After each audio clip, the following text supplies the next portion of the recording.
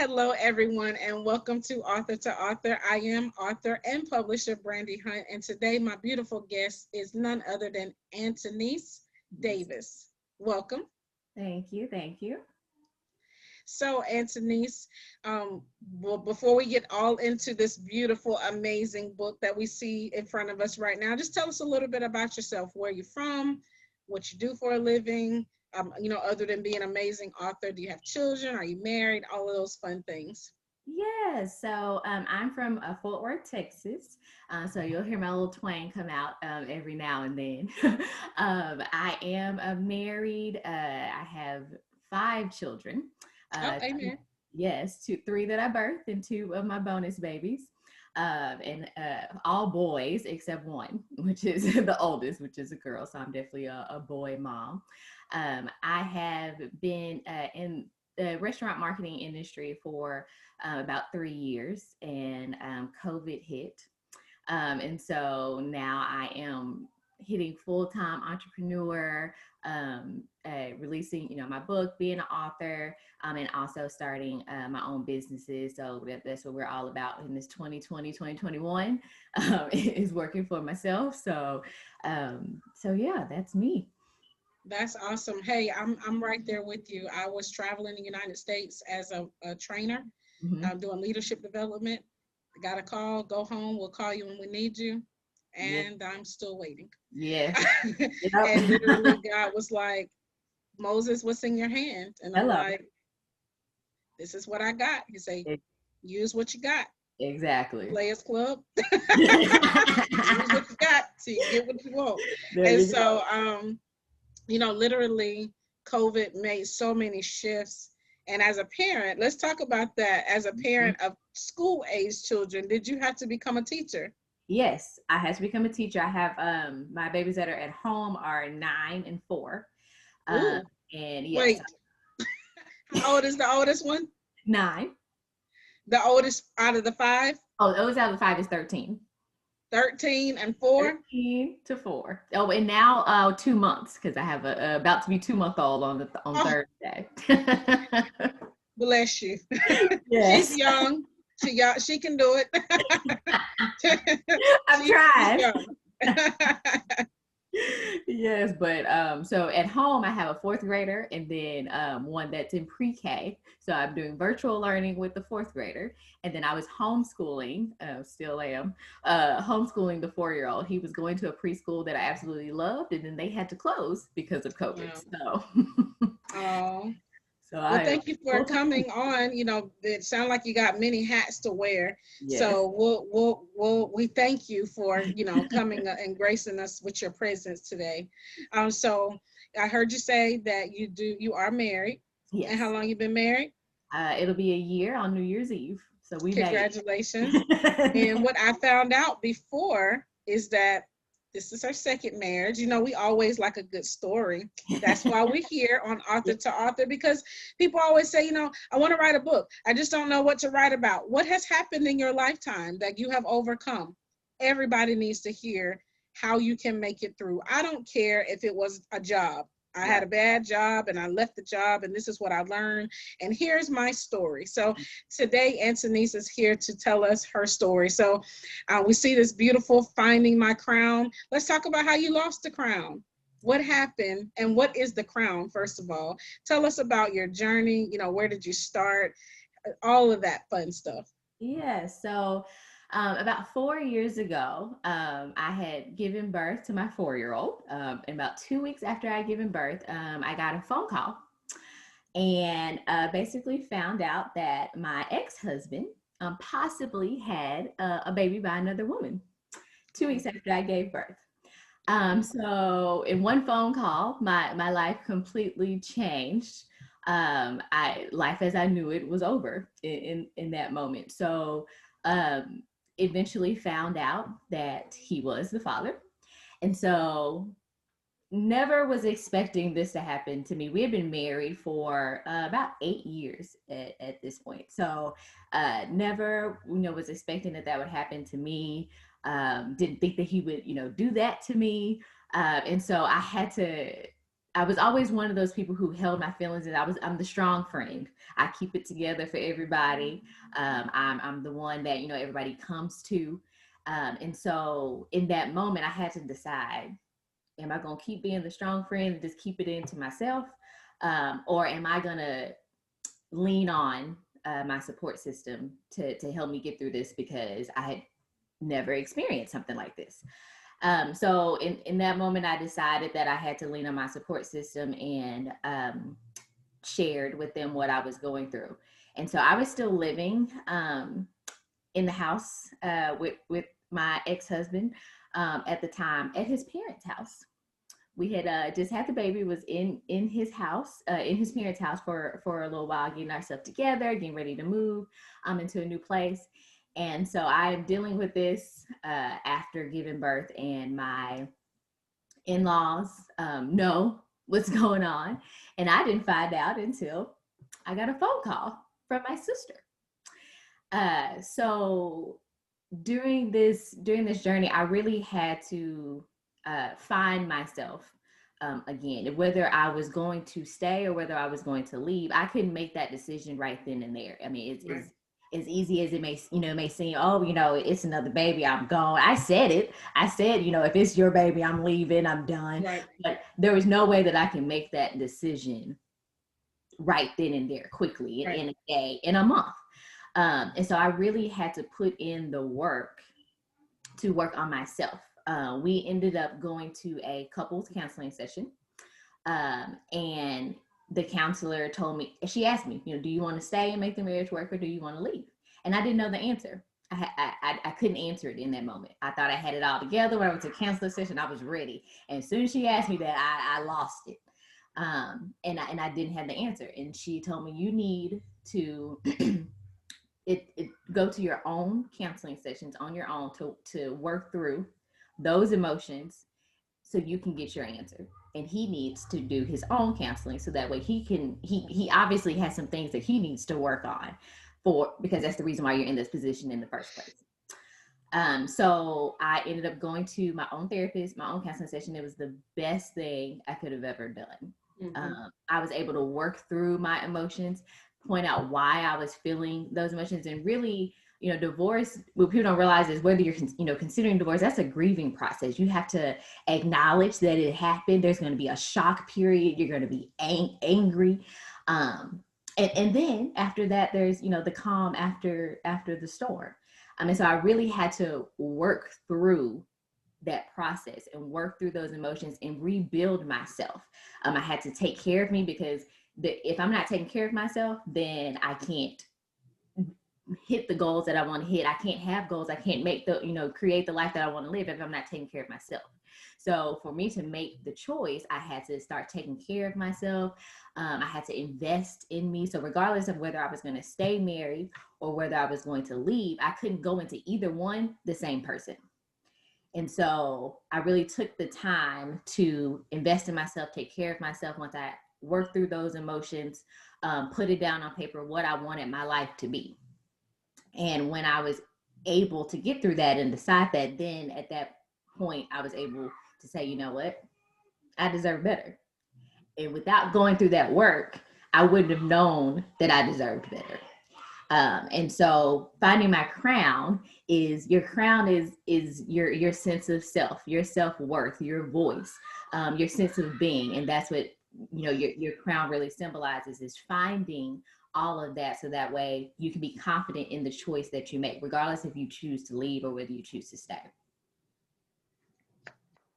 There you have it, folks. Show's over. She gave you the beginning. She gave you what happened. She gave you the climax. She gave you how you can fix it, and you're done. And that's literally what I tell people, is that you can't tell someone how to heal from your story if you don't know it yourself. This show is not just for the readers, but it's also for authors who may be paying attention, like, I think I want to write a book one day. And as much I get blue eyeshadow, but I get blue in the face telling them the same thing over and over. So I'm glad somebody else can come in, and she showed you exactly what I tell you. Your story has to have a beginning. She took us all the way back She took us through the climactic middle, told us how she got to where she was, and she told you the process in which it took to come out of it. So I appreciate you giving us all of that all at one time. And so let's run on back a little bit to when you found out that your husband, man you've loved to your baby toenails, is having a baby, and you just had a baby, which means how old was the other baby? So the baby was 6 months older than he was 6 months at the time when I found out. He's got a whole living human being in this world. Yes. 6 months, which means he went through 9 months of pregnancy. Which he knew. So he knew something before I got pregnant. He knew. Yeah. Yes. 6 months of a life being in this world. Yeah. What did he say once the cat was out the bag as to what his reasoning for hiding was? Well, one, his reason was they hadn't, she had blocked him on social media, so they hadn't talked, and he wasn't for sure. He wasn't even sure if the baby was his or not. So he knew he cheated. Obviously, he was there. He obviously knew that. That was bad enough. Mm-hmm. Were y'all experiencing anything?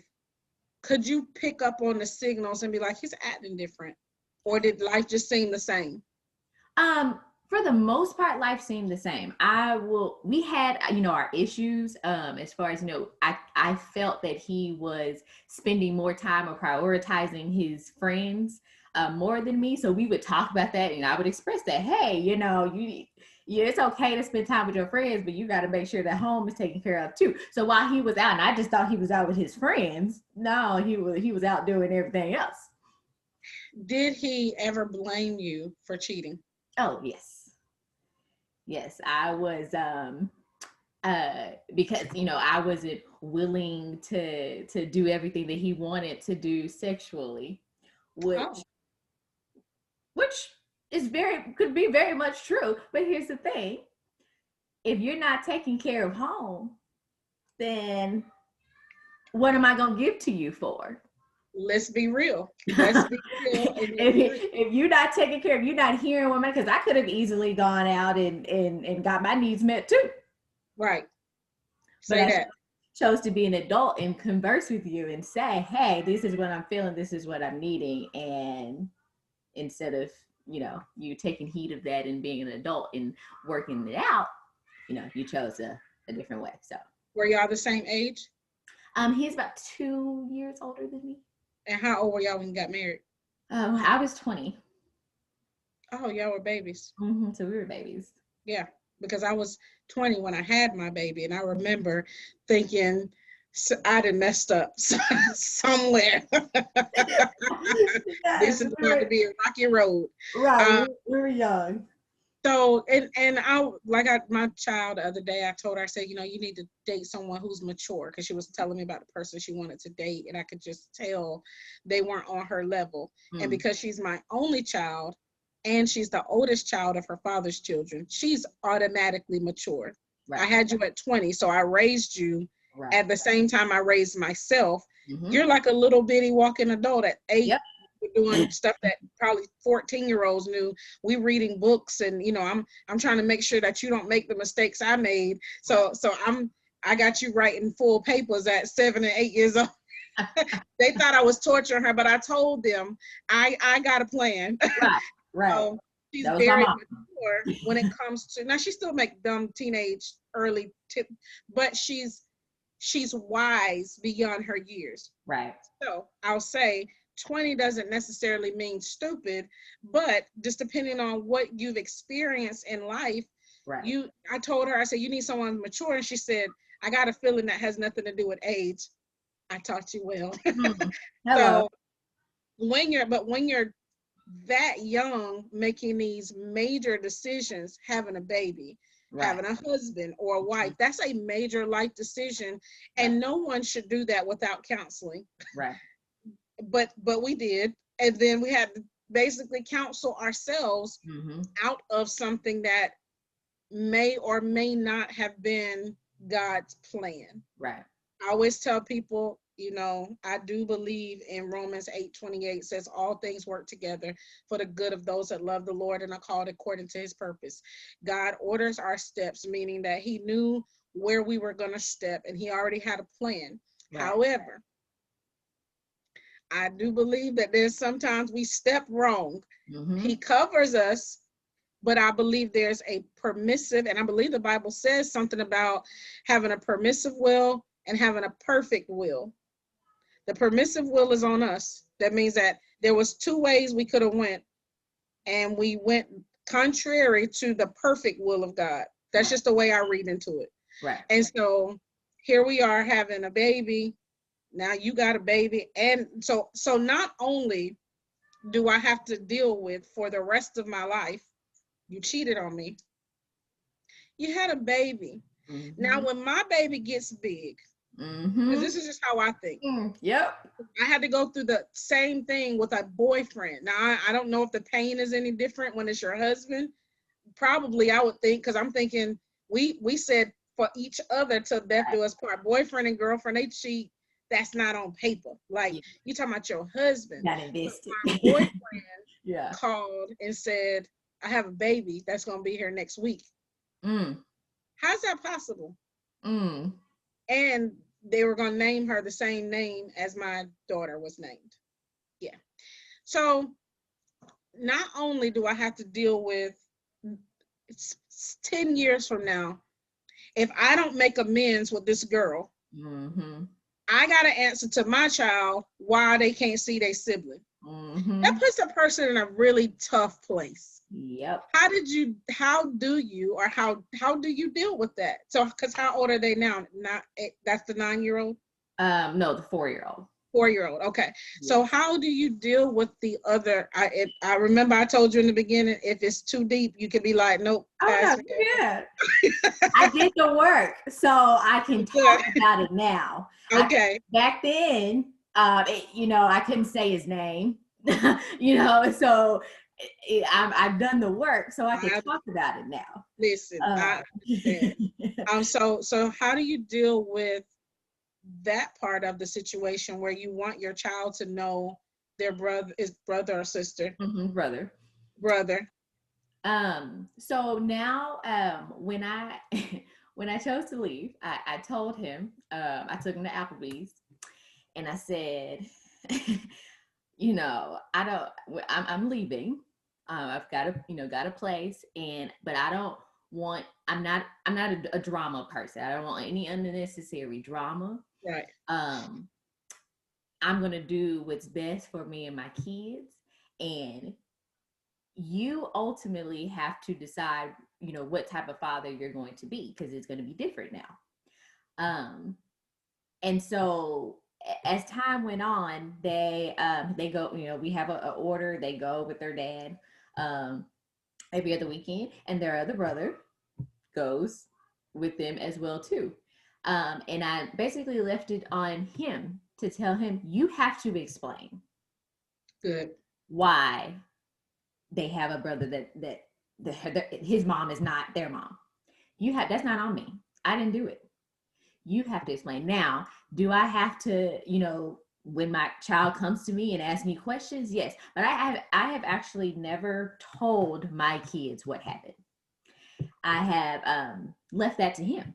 And then when they come to me and they ask questions, then I answer their questions. But I tell them, you made the choice, you made the decision, so now you have to handle the consequences of what comes with it, and you have to explain to your kids what you did.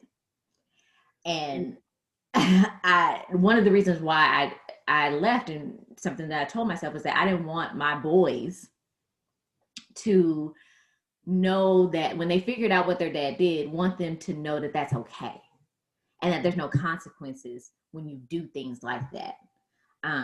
And when you value a family and value, being a husband and all of that, that it's not okay to do what he did. Right. And so, I mean, I definitely got reassurance. I see, their brother anytime, I pick them up. So it's a cordial situation. Now I don't acknowledge the baby mama, the other baby mama. I've never met her. I've never had a conversation with her.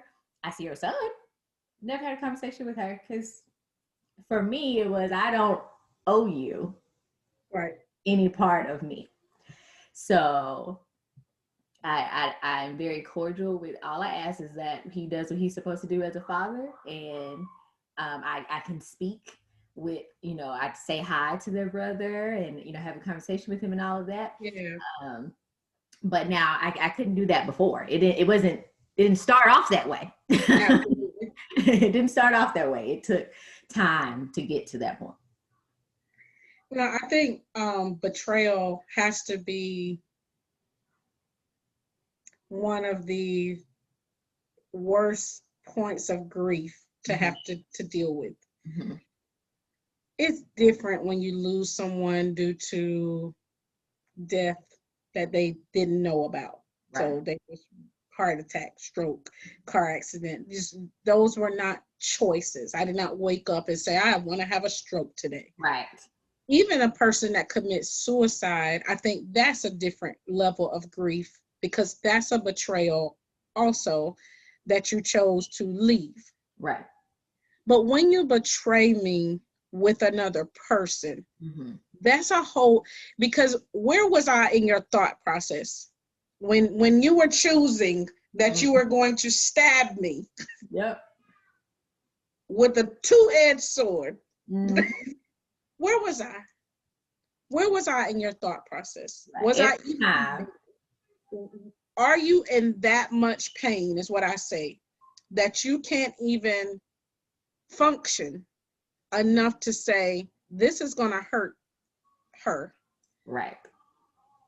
Betrayal leads people to be damaged for life sometimes. Yeah. They can't snap out of it.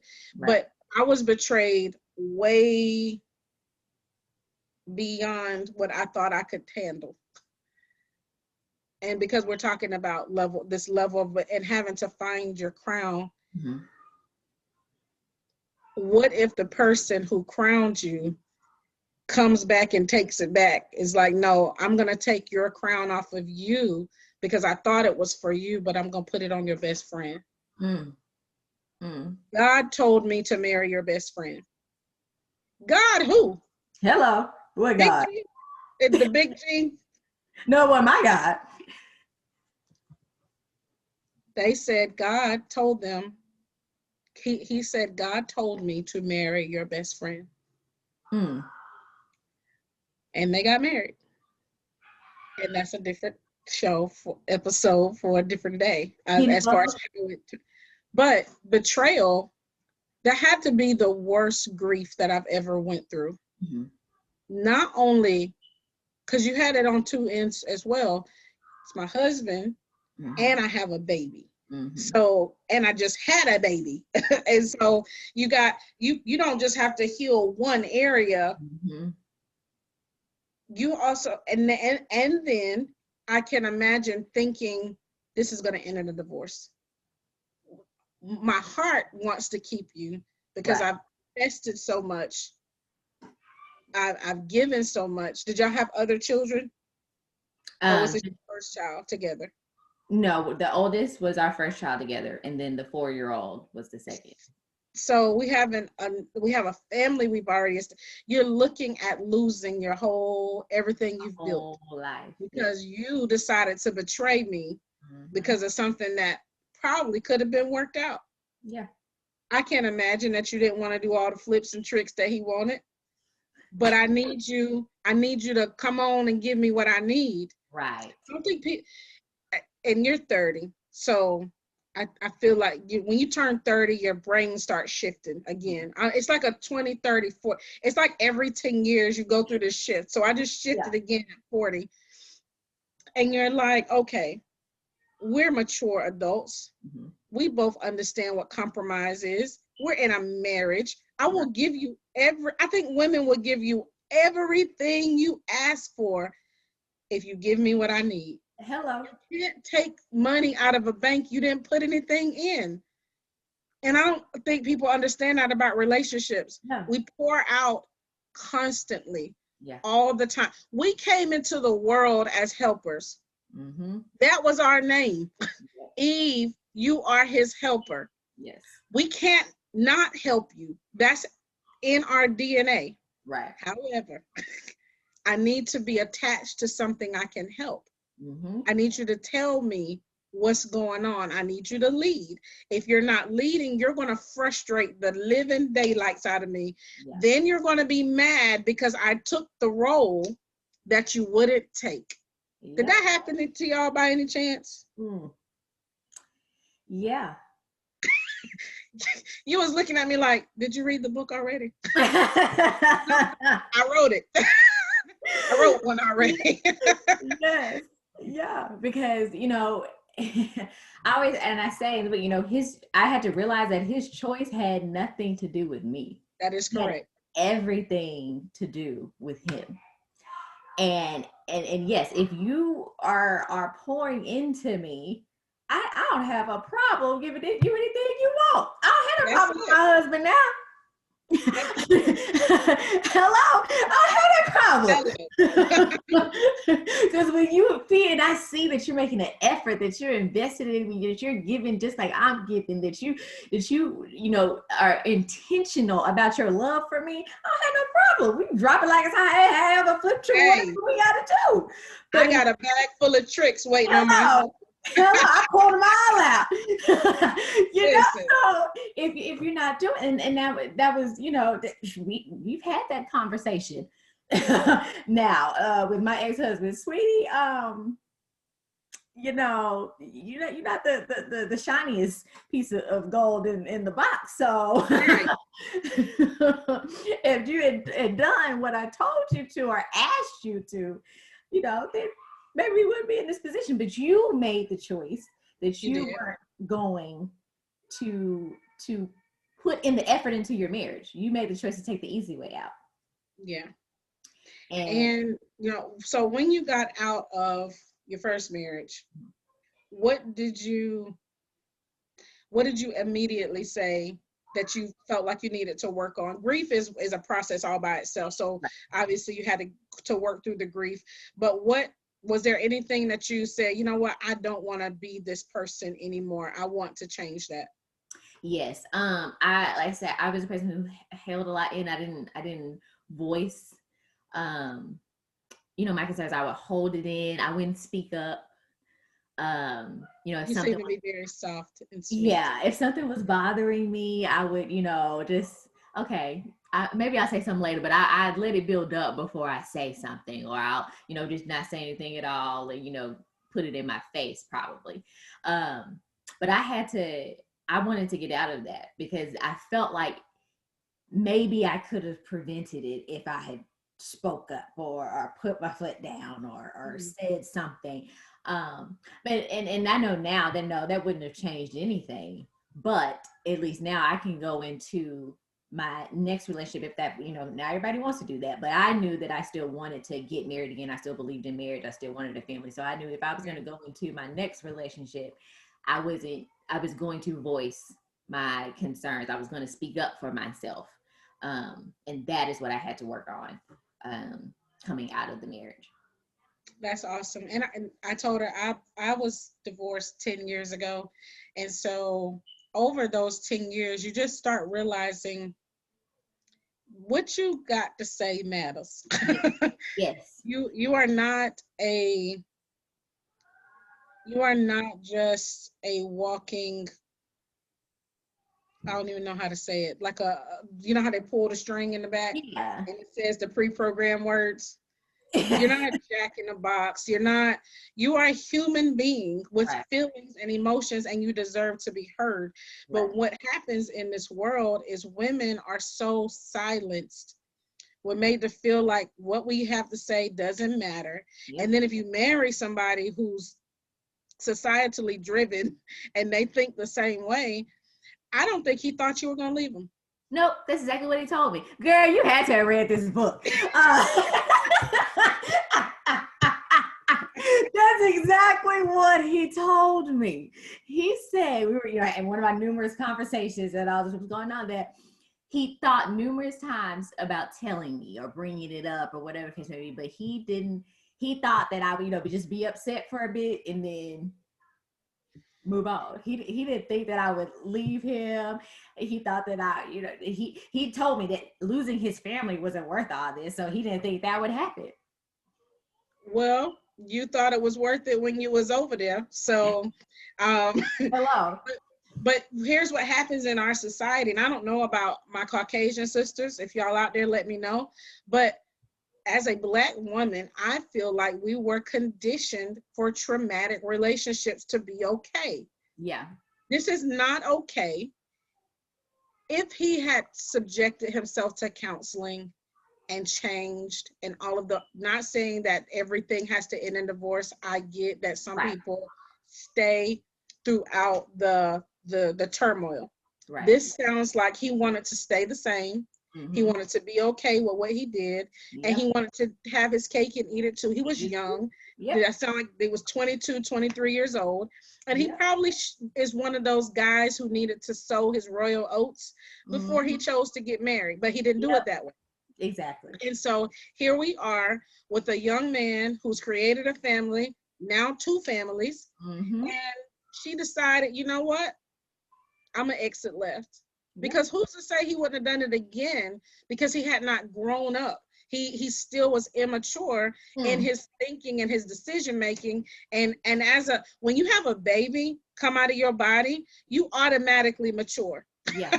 Yeah. I don't know what happens, but for some reason, something checks in and says, I got another human being to take care of, and I don't have time for your foolish shenanigans. Right. I ain't out here sleeping around and stuff because I'm trying to take care of my family. Right. And so I know because I've either dated them and I wrote the book and I've lived it. And I've heard so many stories from men being in that place of wanting their hands in all the pots. We keep this PG, you know what I'm saying? But they want their hands in all the pots. But then they want to keep the primary pot because they want to have that security of going home to somebody at the end of the day. And that's not fair. Right. We were conditioned to let people do whatever they want to do and always give them a home to come to. Yes. Those days are over. You go out there, you won't have a home to come back to, which is why I don't have a husband anymore. Yeah. Because I told him up front, you go out there and I find out about it, you will not have a home to come to. He decided he wanted to go out there. Yep. As a matter of fact, he went out there the day before we got married, and I found out about it the day we got home from our honeymoon. So my marriage started that way. Yeah. This, I told you I'm gonna just go ahead and take your classes. It sounds like you got married in like 2 years. I'm hanging out at 10 years, but I had a lot that I had to learn. Like I had to dig up a whole bunch of demons and get them out of my life. And I dated them. I dated more demons that I thought came in good God's good graces, and realized that it was God using them to just show me something else that I had to deal with. Right. And so now that I'm on the other side, and I can fully confidently say I'm on the other side, because you stop making the same decision. Yeah. So when you said I didn't have a voice, that voice is not just to say what you don't want. That voice also helps you say what you do want. Right. So you were able to tell your now husband, I like this, I don't like this, and not feel like you were being abused. And he's not abusing you because he doesn't know that you don't like this because you don't open your mouth and say it. But now that you're on the side where you're like, hey, when you do this, this makes me feel this way. Or, hey, I like when you do this, keep doing this thing right here. That makes a better communication because men are very simple. Yeah. I love y'all, but they're very simple. Right. And we are very complex, and we'll be then laid out a whole diagram, and they're like, you could just gave it to me on a little sheet of paper like that. Right. But now you can simplify it for him because you know. Right. I know this is the big blueprint, but I only really need to give him this much because that's what he can digest. And that's really the part that makes me happy. I'll handle the rest of the blueprint. Yeah, this is the part that you can handle. Right. This is all I really need you to do, because that's the glue of a marriage. Communication is literally the glue of the marriage. Right. So what caused you to say, what caused you to pick up the pen and say, you know what, I'm going to tell my story? Did you just wake up one day and decide, or was it a process? Did you hear from heaven? How did that go? Actually, I when I was, going through the situation, I didn't really feel like I had a lot of people that talked about divorce or even, leaving. Like, I know I wanted to make that choice. I didn't know what it was going to be, but I felt like many people didn't talk about leaving. They only talked about working it out. And when I was in therapy, my therapist had actually given me a book to this, that talked about divorce and affair and things like that. And so I couldn't put it down when I was reading it, but there was some things I was like, no, that would work.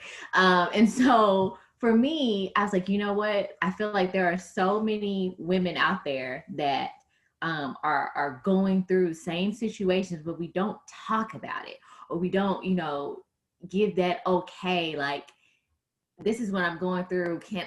Do I have to stay because people are going to say stuff, or, can I leave because people are going to say, people are always going to have something to say, no matter what choice you make.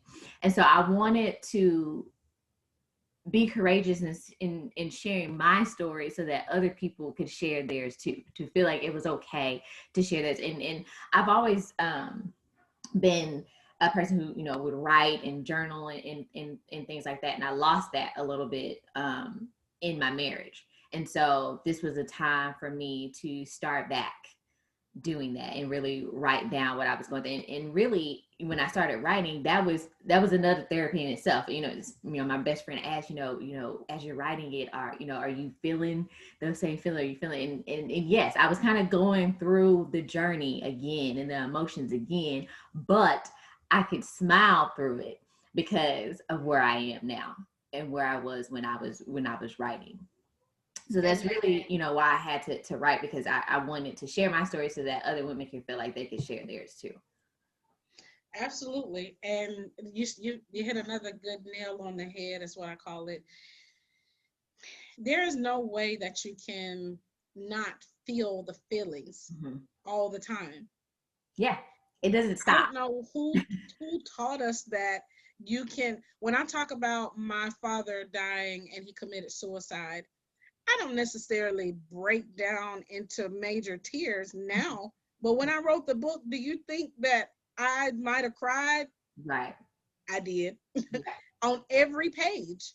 I'm literally writing the story, and I had to break away from it every once in a while. It's like, okay, you're not living it, you're just writing it, but the feelings feel so real.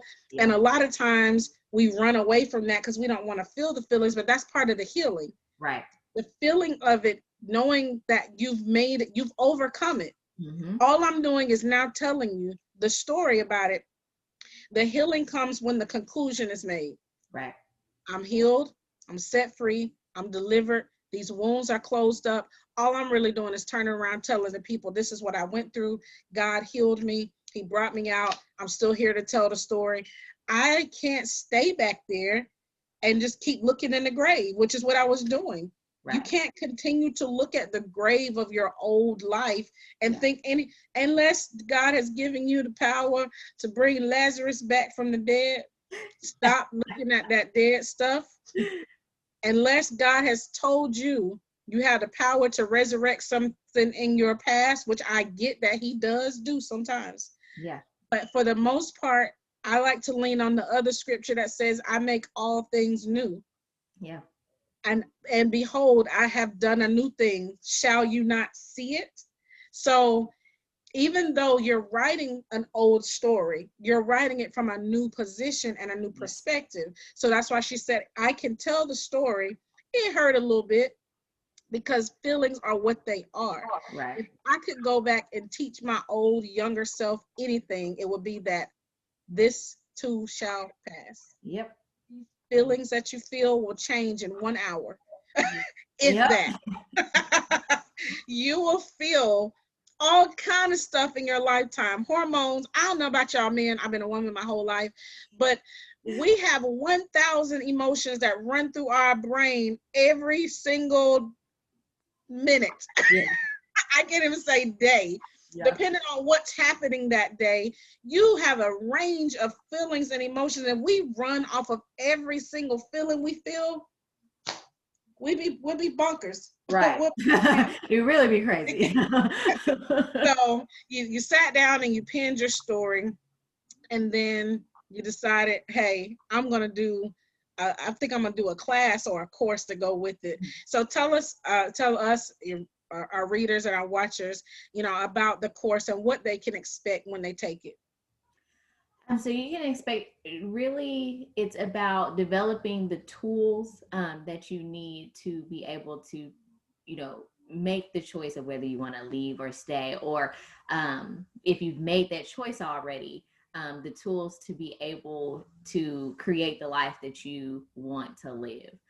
So really about finding your voice, finding your confidence back, and self-care. Really, I'm a really big component for self-care, because had I not take care of myself, I wouldn't have been able to create that life that I wanted to live. What things did you do for self-care? I started a new workout routine, and my workout routine was like a dance program. I've been a cheerleader and dancer all my life, so Me too. yeah, so that was my happy place. So I started a new dance program. I sing a little bit too, so I'd have to sing in the car to myself, take time away. I dove into a side business that I have. I make treats, so I would leave my job and go into that and pour myself into that business. I enjoyed my job at the time. I was coaching and a cheer team and a program and building the gym, and so I would pour myself into that. I was very much about my therapy sessions, so I would go to my therapy sessions faithfully. I would take time away and spend time with my girls, brunch, girls night, game night, just really doing something that made me happy each day. If it was something small, if it was something big, I did something to make me happy each day, whether it was reading a book, journaling, something that was going to make me happy that day.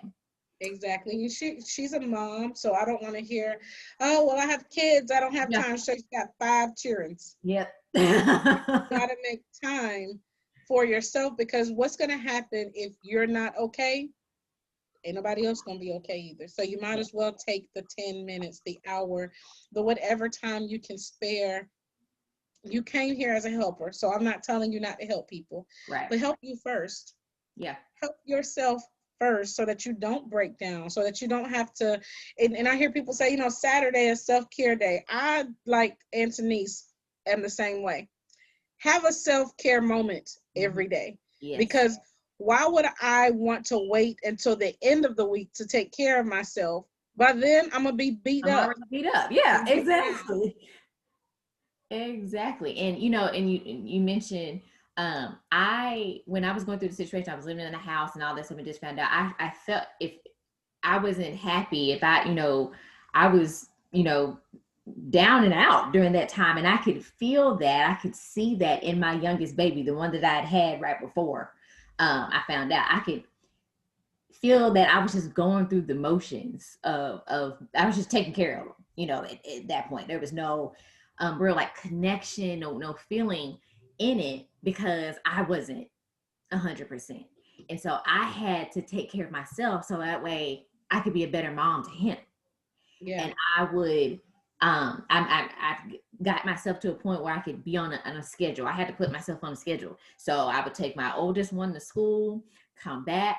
My youngest one was still asleep. I'd do my workout routine that morning. And then by the time I finished that workout routine, he was pretty much up. Because I would be up and I'd spend that time with him, talk with him, play with him, then take him to daycare and go to work. And then after that, pick them up, go and work into my side business and do it all over again. And that, until I could, function, without that, structure necessarily, but I needed that. So that way I could take care of myself, so I could be a better mom to him. because, the one thing that I can't stand is that I preach is, I got to work it out and I got to stay for the kids. My kids are not going to be happy if I'm not happy. Correct.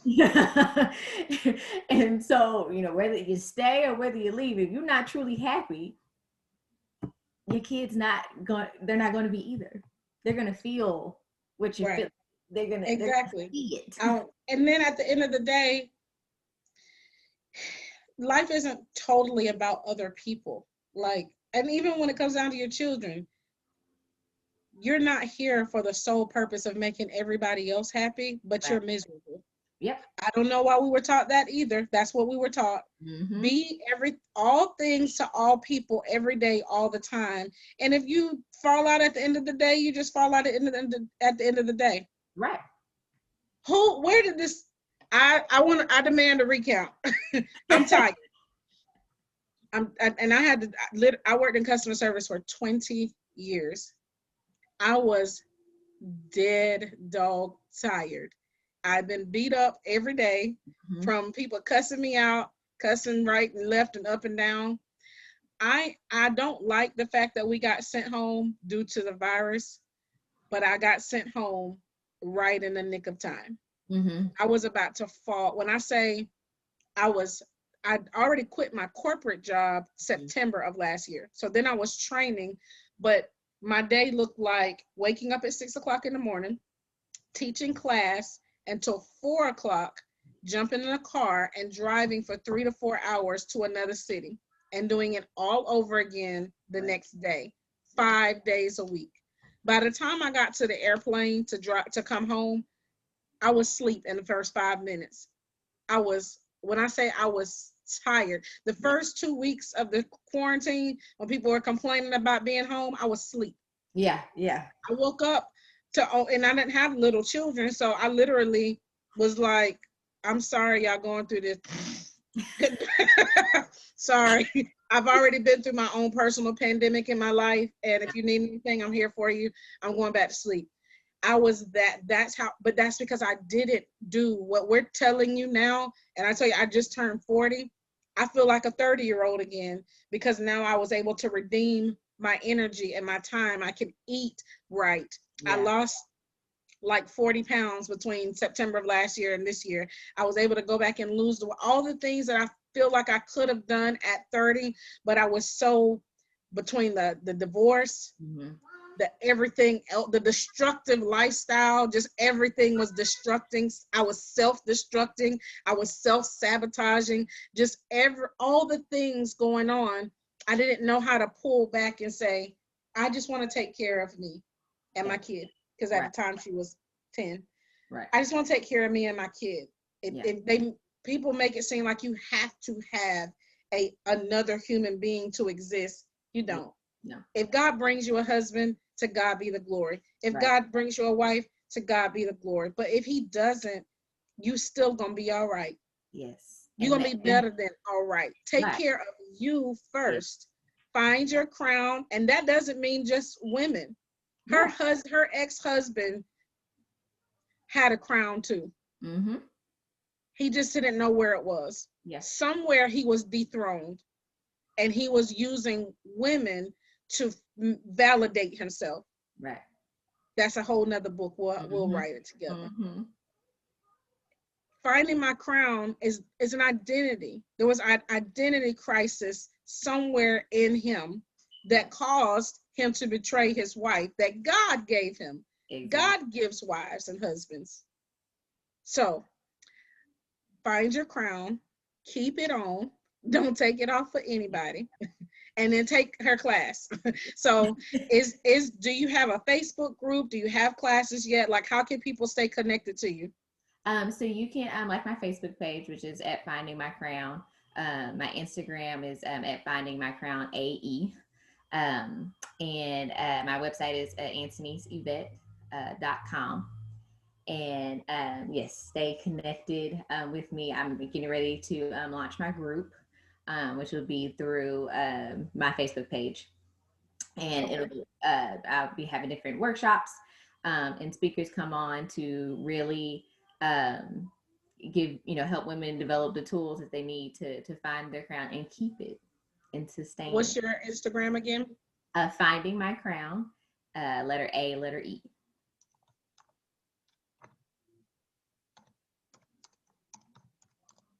Mm-hmm. Yes, ma'am. We'll go there. Are we friends? I don't think I follow you yet. Well, I'm about to. There I go. There you go. So go to her Instagram, Finding My Crown AE. Keep up with all the things she'll be doing. I like that shirt, Single Taking, Building My Empire. What's that say? I'm bold, I'm powerful, I'm Speaking. speaking. Mm-hmm. Amen. And what is one, so let's end on that note. What is one goal you want to accomplish before 2020 ends? So one of my goals I want to accomplish is I want to sell 100 books by the time my birthday comes, which is December 23rd. So I want to get 100 books. So I'm halfway there. So that's one of my goals that I want to hit for 20. I have a lot. I'm getting myself ready for 2021. I'm planning, getting my business planner together, and really working on creating the once again creating the life I want to live, building that life for myself. I think with 2020, it's been crazy. It's been eventful. It's been challenging, but also for me, it pushed me, it motivated me. It really sat me down, and God said, "Okay, you got time now. So what you gonna do?" Correct. If we didn't hear nothing else, we heard sit down somewhere and listen. Yes. Well, that's awesome. Thank you for being here today. How can people purchase your book so we can be one of the 50? And how Yes. much is it? The book is $12. And you can purchase it on my website, AntoneseYvette.com. And you go to shop, and it's right there. Shop, and it's right there. Oh, and you can see all the cute little shirts and stuff too. So buy up all the shirts, order the book, says the book, order the book, and help her get to 100. Let's help her get to more than 100 sold. Yes. So do you have any last and final words? First, let's talk to authors. So any, aspiring author who maybe watches like, yeah, you know what, I'm gonna tell my story. A lot of authors, new authors, are so nervous. They don't know if they really want to do it. So will you motivate them for me, please? Yes, and that was I was scared. I was definitely fearful about. I finished writing my book probably about 3 years ago, and for me I was every time I would take a little step in working on my book, I did a photo shoot. I was, working on, my social media pages and working on marketing and website. I would meet people, and they were going through similar situations, as me. And God was telling me that she needs you. She needs you. She needs your story. She needs your story. And it was like, I have to do it. And so that took me sitting down, it took me researching, it took me asking questions. And at that point, I was just like, I have to do it. I'm scared, but it's needed. And that was the motivation for me, is that I felt like it was so needed. And there was no reason I was meeting these women by incident, by accident. There was no reason that I need to allow my fear to keep me from helping other people. And that was for me, is that I wanted to turn, I say in my book that pain happens, but suffering is a choice.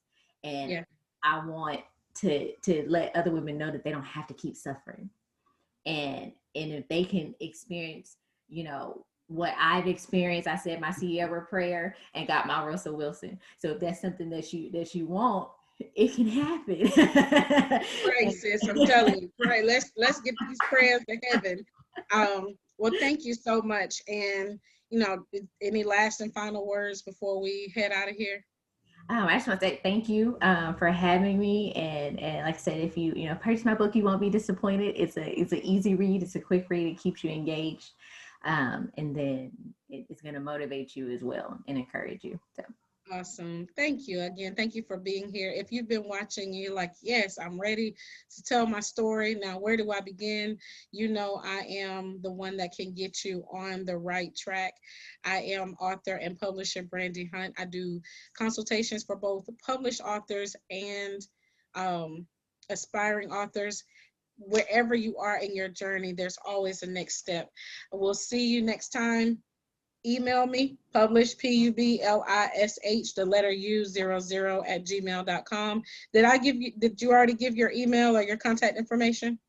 My email is info@antoneseevent.com. You can email me there. Okay. Thank you so much. Have a good night. See Thank y'all you. later.